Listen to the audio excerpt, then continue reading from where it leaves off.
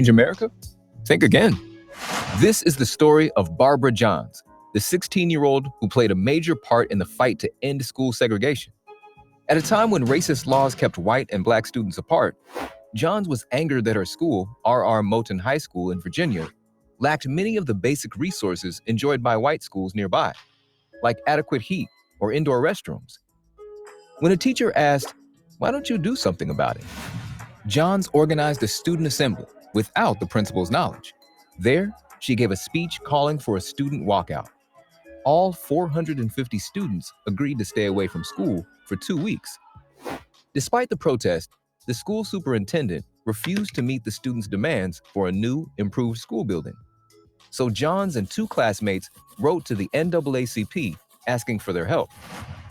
Lawyers Oliver Hill and Spotswood Robinson III initially refused, but convinced the students to change their demands for improved classroom conditions to fight school segregation instead. John's case was combined with 4 other cases known as the landmark civil rights case Brown versus Board of Education. And in 1954, the U.S. Supreme Court ruled that segregation in schools was indeed unconstitutional. But change came slowly. Rather than integrate their schools, Prince Edward County shut them all down. Johns received multiple threats, forcing her family to move her to another state where she could continue her education. It would take another 5 years for Prince Edward County schools to reopen. But because of Barbara Johns' bravery and persistence, they were open to students of all races when they did.